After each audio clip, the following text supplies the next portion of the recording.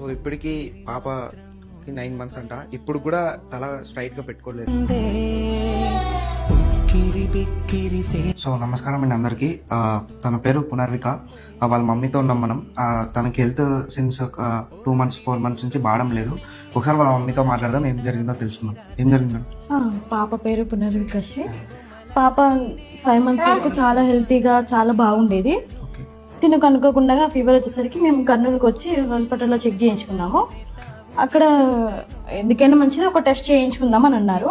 ఆ టెస్ట్లో SME type 1 అని వచ్చింది.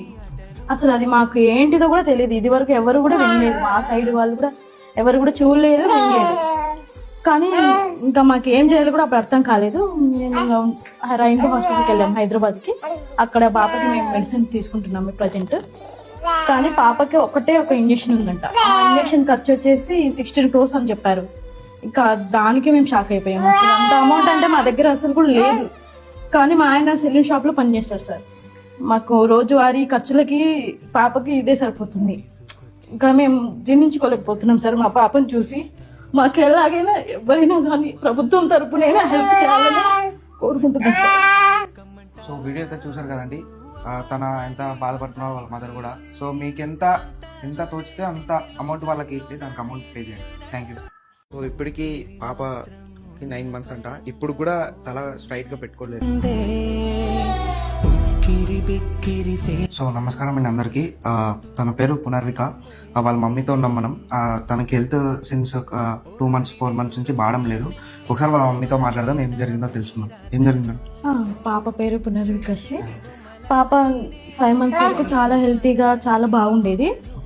తినకు అనుకోకుండా ఫీవర్ వచ్చేసరికి మేము కర్నూలుకి వచ్చి హాస్పిటల్లో చెక్ చేయించుకున్నాము.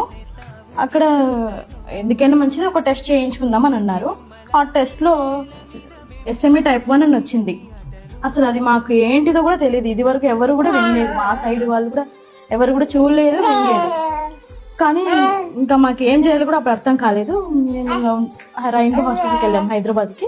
అక్కడ పాపకి మేము మెడిసిన్ తీసుకుంటున్నాము ప్రజెంట్. కానీ పాపకి ఒకటే ఒక ఇంజక్షన్ ఉందంట. ఆ ఇంజక్షన్ ఖర్చు వచ్చేసి 16 crores అని చెప్పారు.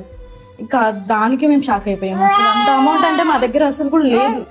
కానీ మా ఆయన సెలూన్ షాప్ లో పనిచేస్తారు సార్. మాకు రోజువారీ ఖర్చులకి పాపకి ఇదే సరిపోతుంది. ఇంకా మేము జీర్ణించుకోలేకపోతున్నాం సార్. మా పాపను చూసి మాకు ఎలాగైనా ఎవరైనా కానీ ప్రభుత్వం తరపునైనా హెల్ప్ చేయాలని కోరుకుంటున్నాం సార్.